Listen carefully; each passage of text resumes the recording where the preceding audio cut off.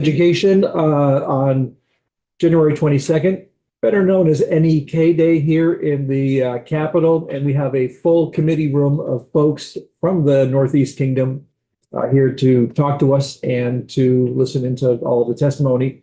Thanks to everybody for making the long trip down here. Hope it's worthwhile. Just for the committee's sake, which is always a treat, we have students among those testifying this afternoon.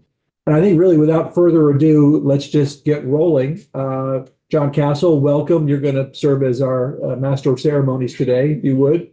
Great. Good afternoon, everybody. John Castle. I'm the Executive Director for the Vermont Rural Education Collaborative. We work with 8 different supervisory unions and supervisory districts in the Northeast Kingdom. That's about 50 schools.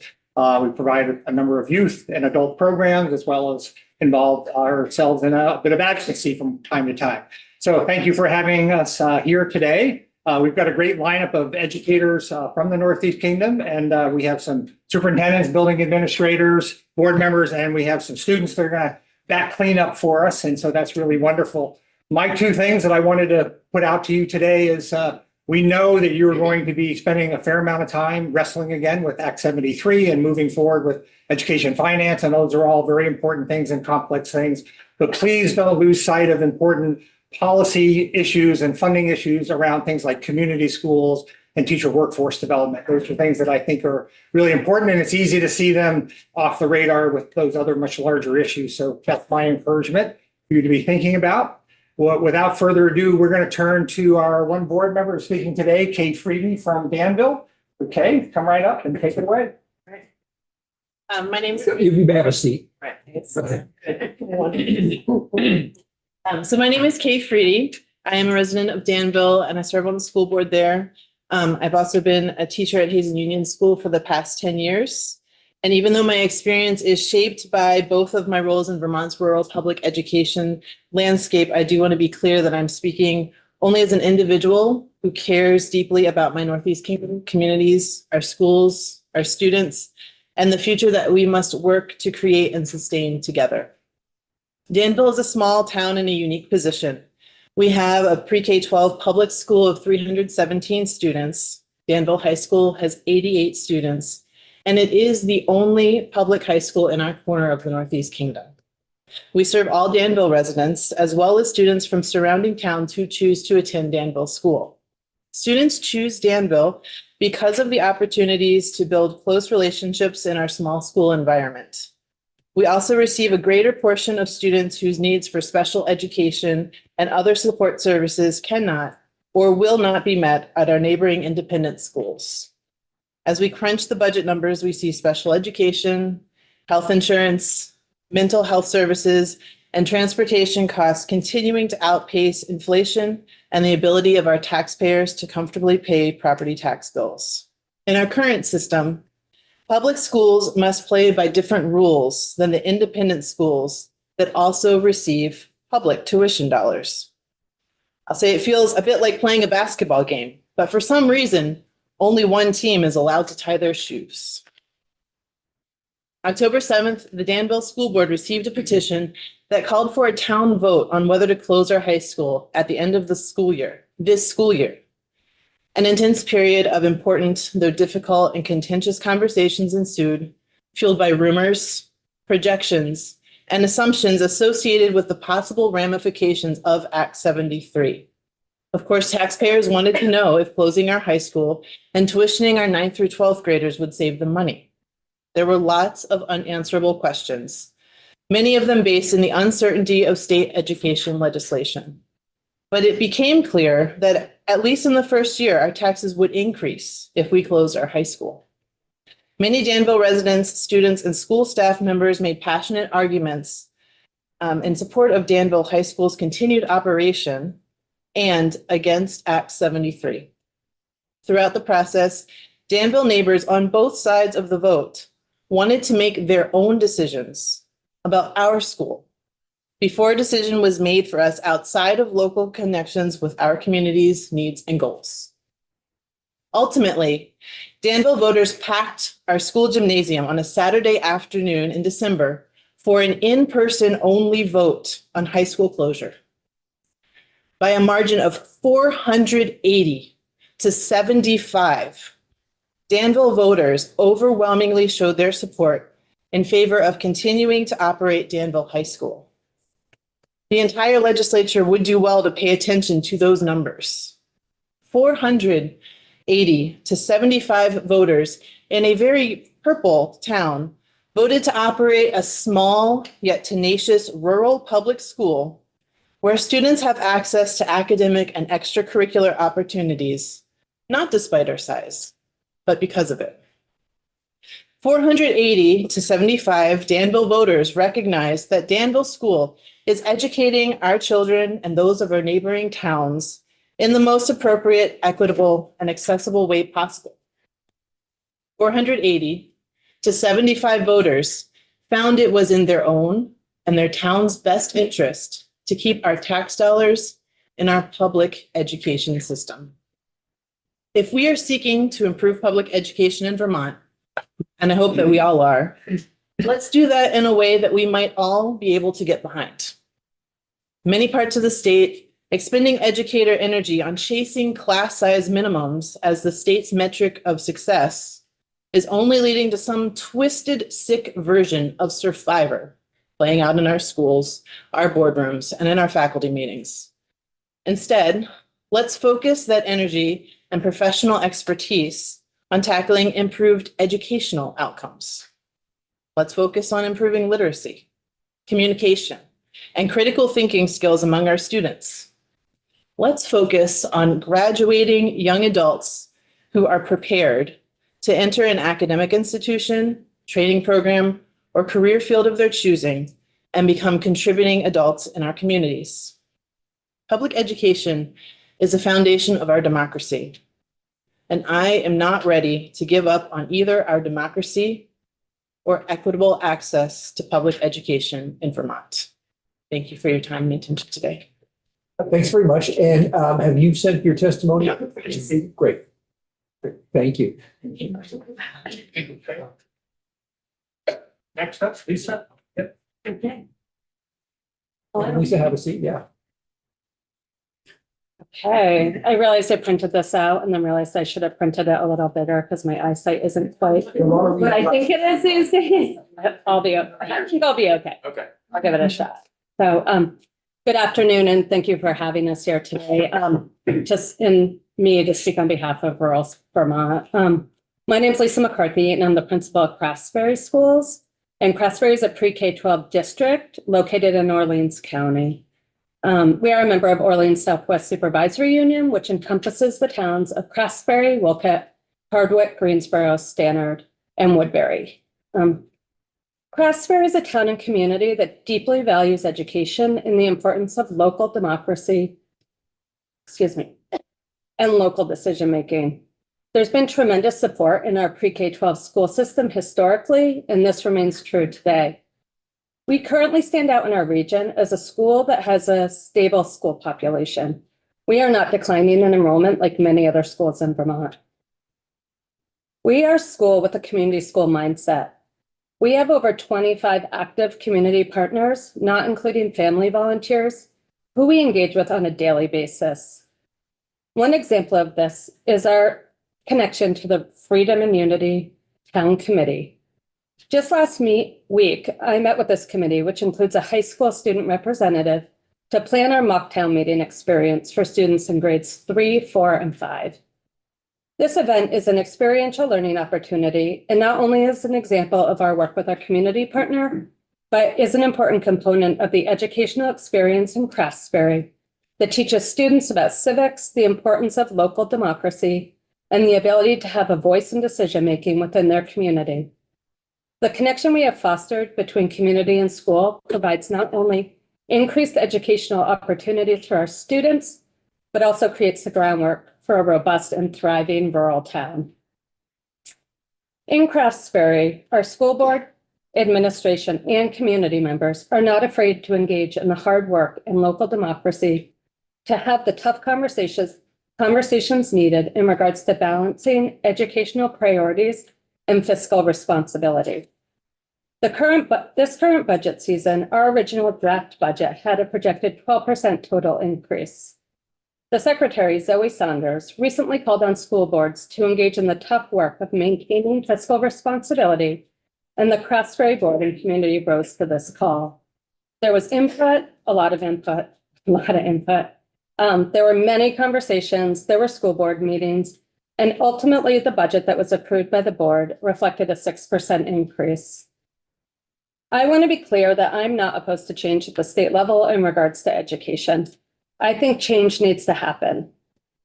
However, I believe that Act 73, as it was originally presented in the last legislative session, has impacts that disproportionately impact rural schools and communities.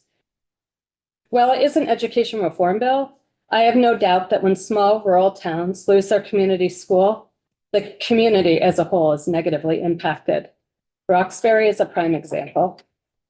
As a native Vermonter and somebody who moved back from out of state to raise a family, I can attest that in choosing a town where I would raise my children, the school and the ability to be involved in a small local public school was a priority for me. I would not have bought a house in a town where I would then have to put my 5-year-old child on a long bus ride. When I shared about the Craftsbury budget previously, I did this to demonstrate the power of local democracy. What I didn't share is that I believe that we can do better than a 6% increase in the future, and I do think we need to. This is where we really need your help at the state level. The budget the board approved had a reduction in 1.5 FTE staff members and other programming. It still rose 6% due to increases largely outside our control, like health insurance, transportation, and special education costs that continue to rise and impact our ability to be able to maintain a lower percentage increase. I strongly feel that exploring a centralized educational service areas model to consolidate and control these costs and services is a solid next step in the process of controlling the cost of education. Next Friday, January 30th, Craftsbury Schools will be bringing 28 middle and high school students to the State House for Rural Schools Day. I invite you to visit with them and learn about how we create diverse and high-quality instructional programming so that our small school can provide students with big opportunity. We currently have 9 AP courses at the high school level and students engaging in flexible pathways through dual enrollment, early college, work-based learning, attending the tech center, virtual learning, and other creative learning opportunities through pathways. We are a small school, and we also provide robust, rigorous instructional programming in a close-knit and very supportive community. Thank you for your time. Very much. And if you have not submitted your testimony, send it in through our cases. I did. Thank you very much. Great, Appreciate that. thanks.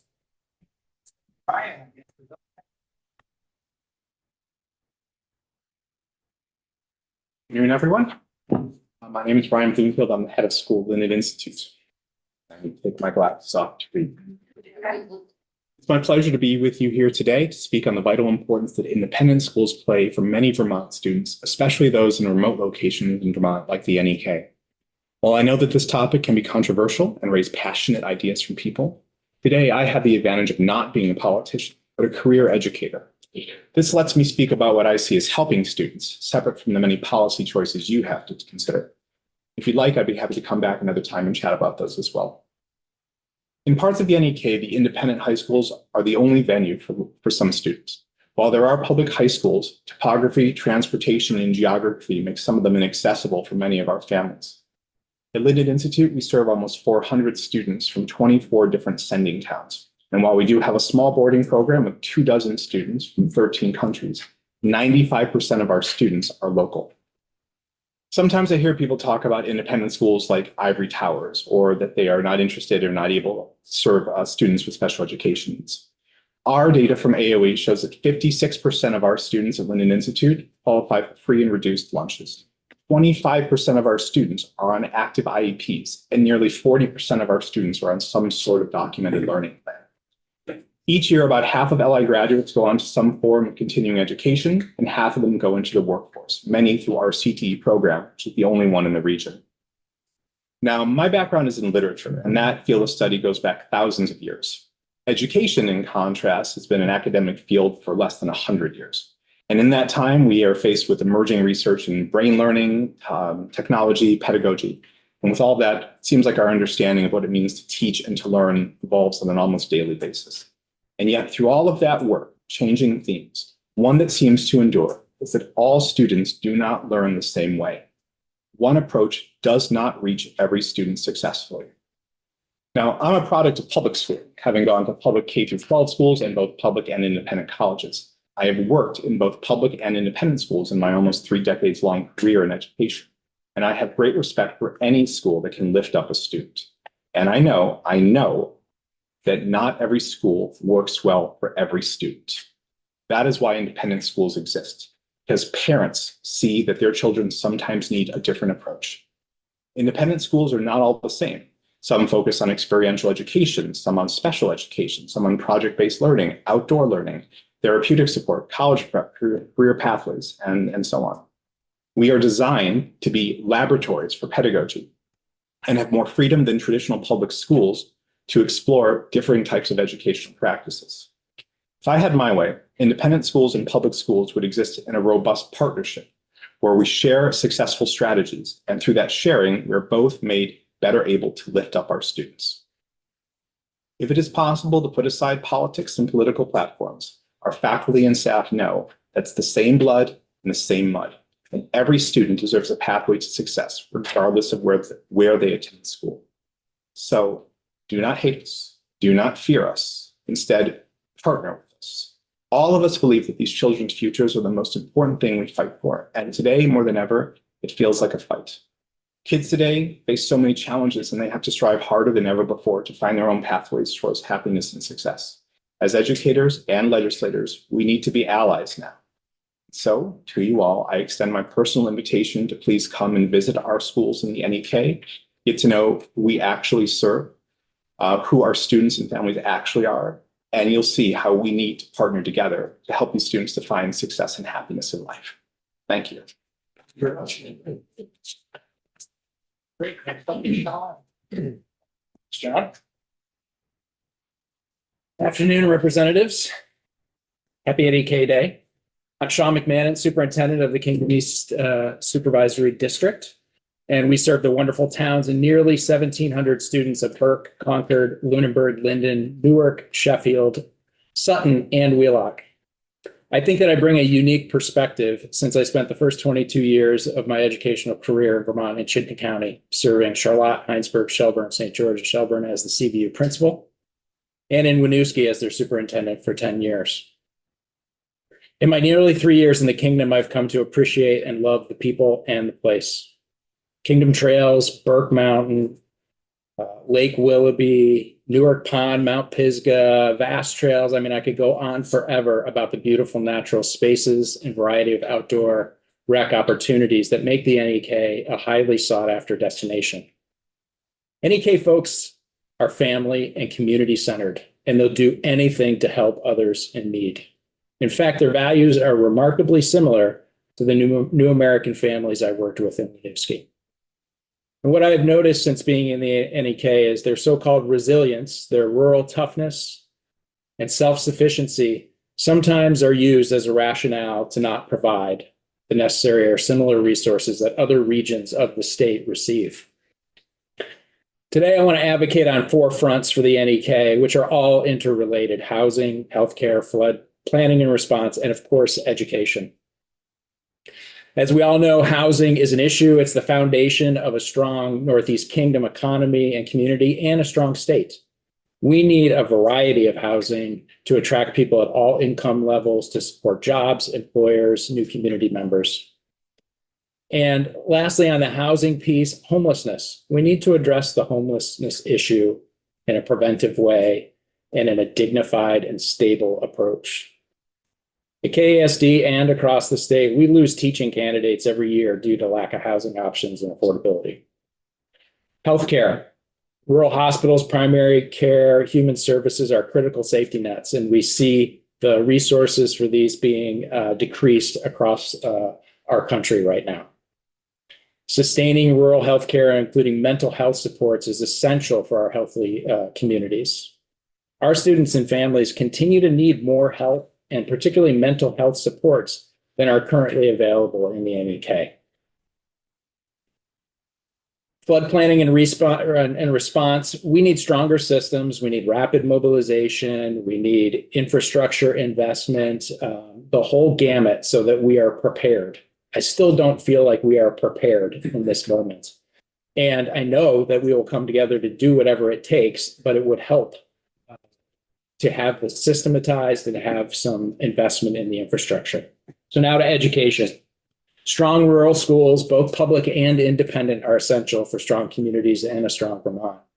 Our system is one of the most equitable in the nation, where a student lives matters less than almost anywhere else in the country.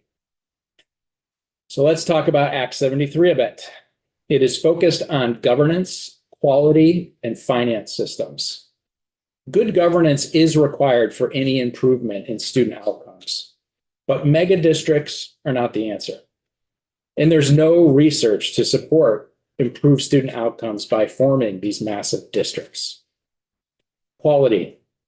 Act 73 talks repeatedly about opportunities for students as a means to improve outcomes. If we do not solve the lack of people entering the teaching field with effective preparation, none of those opportunities will matter. The teacher effect is the most important lever for improved student outcomes. Right now, Kingdom East has nearly 25% of our teachers on temporary licenses. And I hear the same sentiment from my colleagues across the state. Finance. So where are the savings? That is why this all started. No one can point to the savings, which was the primary driver. And in fact, at KSD, where we do not operate a high school, and it is not currently feasible to build a high school, and we partner really well with Linden Institute and Bryan, where over 60% of our students attend, and we continue to pay tuition to independent schools with absolutely no regulation on what they can charge us each year. So when we talk about finance within Act 73, we need to look at every part of it. I would add here too that I think a low-hanging fruit is the school district versus supervisory union. I can tell you from having been in a supervisory union and been in 2 supervisory districts, there are massive efficiencies, both in cost and leadership capacity, to be had by switching to supervisory districts. But all of this governance, quality, finance reminds me of what I was told when we embarked upon our $55 million construction project in Winooski. There were 3 overarching goals that the construction management professionals said: high quality, low cost, and fast timeline. And they said, you can pick 2 of the 3. So while we agree that the education system must change, we're moving too fast and too narrowly. Lastly, I'd urge all legislators to work with the governor and his administration to articulate how the current situation in Vermont is not just about education. It's about all of our major systems: housing, healthcare, business, transportation, agriculture, and education, and how they interact together, not isolating education as the villain.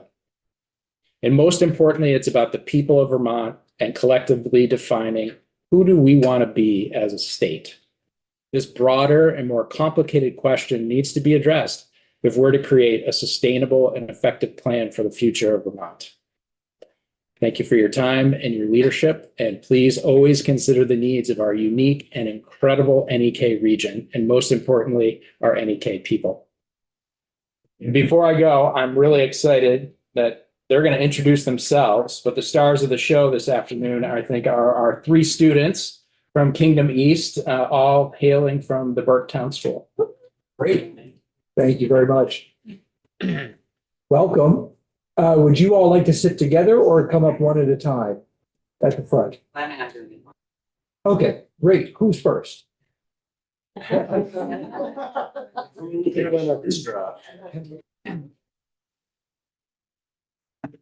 So welcome, and let me make very clear, we listen to a lot of adults here, but we get most excited when we get to have students come in and talk to us. So please feel at ease, and we're just really happy to have you here. Thank you for inviting us here today. My name is Foley Barrett. I am from Burketown School, and I'm so excited to talk to you about some pros and cons of our community. Birdtown School is important to my community because it allows us to enter a safe learning place. It also offers both academic and emotional support to our students. Every day in the homeroom, our teachers provide activities to learn how to become members of our community and bond with each other. My school also offers unique programs like the ropes course at nearby Siskin Coots and the Kingdom Sunset Place, where all students choose activities like swimming, golfing, mountain biking, and visiting farms. Every week throughout the winter, our school gives us the opportunity to either downhill ski, ice skate, or snowshoe. However, because of low staffing, low financial resources, and low population, I feel like we miss out on some opportunities compared to bigger towns.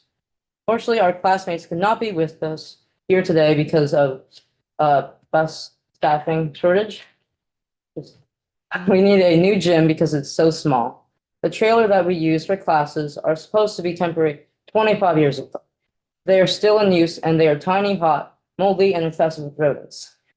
I believe that our community members should pass the school budget because it creates more opportunities and paths for our students. It means we'll be better prepared for high school. So thank you for listening. Thank you. I'm going to warn the students, because the adults were very efficient with their time. I'm going to ask the committee if there's any questions for you when you each speak. Could you just tell us like how many kids go to Burketown School and how many grades it is?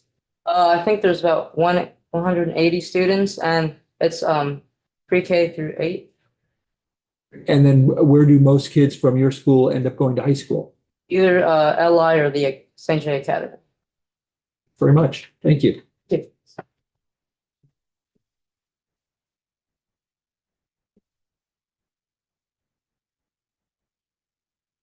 Right up there. Welcome to the House Education Committee. Hello and good afternoon. My name is Owen Taberski, and I would like to thank you all very much for giving me the opportunity to testify about my views on my school and education in Vermont. I'm currently in 8th grade at Burketown School. I am part of the student council, the robotics team, and the Odyssey of the Mind program. I would like to talk about what I think is going well in my school and what needs improvement to make it a better educational environment. Our school is in such a rural place, so there is more outdoor space to enjoy and explore. But because of this space, people live so far apart that connecting outside of school can be difficult and sometimes frustrating.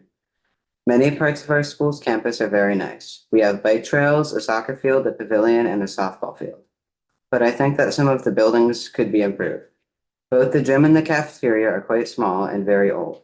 The acoustics in the gym are terrible, so whenever we host any sort of activity, like the ski swap or dances or our all-school assembly, it gets hot, loud, and uncomfortable. Our school is very important to our community because it brings people together for large events. For example, the annual ski swap provides people more affordable opportunities to participate in skiing and snowboarding. The ski swap also generates thousands of dollars every year for the parent-teacher organization, which directly funds programs that our school can't provide. There are many field trips and activities that we do throughout the year.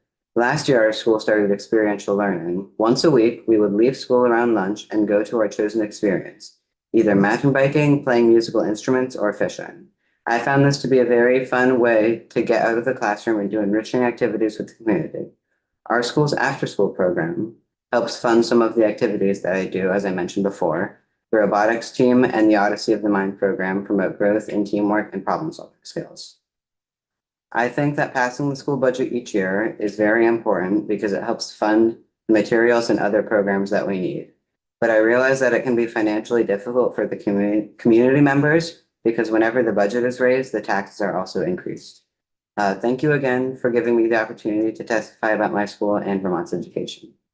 Thank you very much. Committee, any follow-up questions, robotics questions? There was just recently a robotics competition. Yes, at Global Foundries, How'd you do? our team got 11th in the state. Oh, Good. Yes, and yeah, I feel like we did very well. Great. Yeah. Question over here. You go on to win it. Yes, I'm gonna go to high school at Lynton They Institute. have robotics there? Yes, they started a program last year. Excellent. Yes. You will be captain one day. I was captain of the team this year. Called Okay. Thank you, Owen. Appreciate it.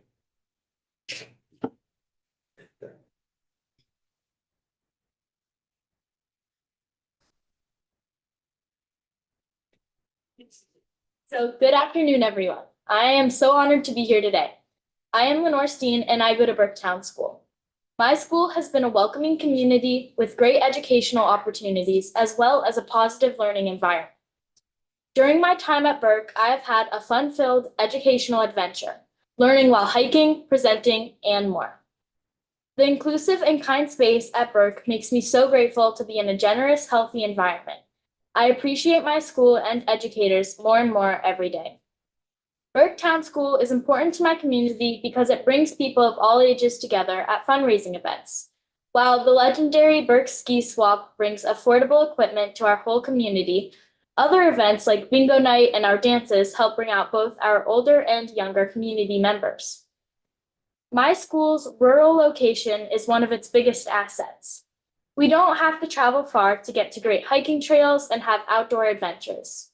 We also have access to cross-country skis and snowshoes. We do outdoor team building exercises, and our campus has a nice large outdoor play area for recess and physical education. I believe that it is important for voters to pass the school budget. It helps fund our educational resources such as laptops, math books, pencils, and folders. If our school is funded well, the quality of our cafeteria food can be healthier. A good budget can help hire more bus drivers. It would have been really great to be able to have our whole class with us today, but sadly, we have a shortage of bus drivers. An important infrastructure need for Burke Town School is a full-sized gym. PE could offer more games. For example, volleyball would be more enjoyable with a bigger playing space. Our gym is the largest room in our school, and it cannot hold the whole community for an event as it is. Another important infrastructure need my school has is a larger art room. Our current art space is very crowded. Having a bigger space would make a positive impact on every student in the school. The needs consist of adding natural light, providing more working space, building more storage for artwork in progress, and more art materials. So thank you for having me, and I'm excited to have been able to share my perspective with all of you.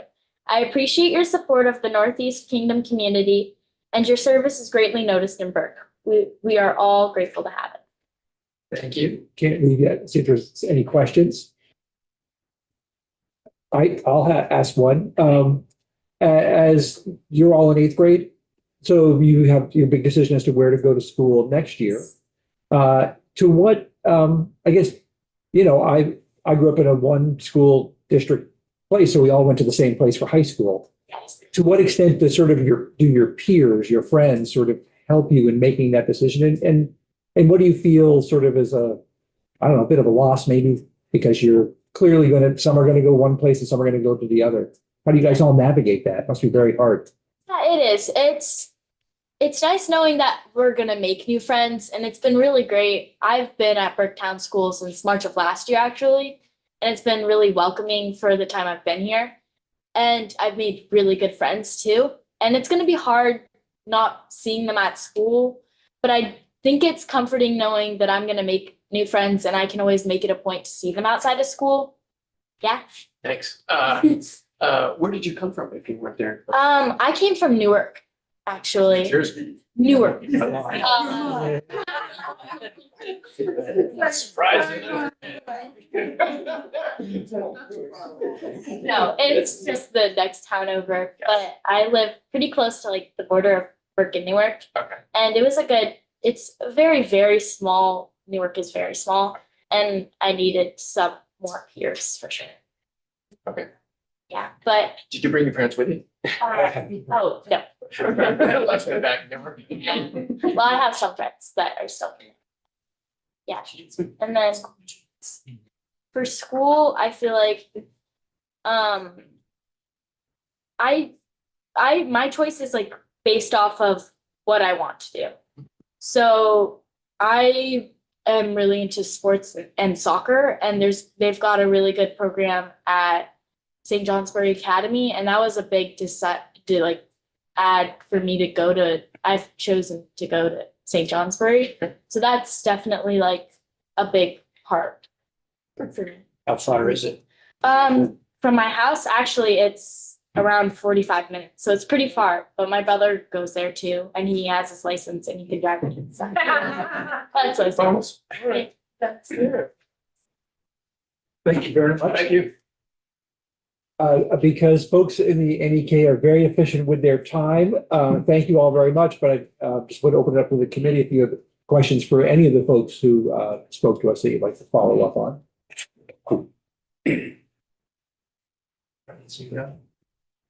Thank you. Committee, we are due downstairs at 2:15. Let's be there on time since we are breaking early. And I will call a close to our formal meeting here now, but just sort of open it up to folks if you want to hang out and chat, that's fine as well. Appreciate y'all coming in and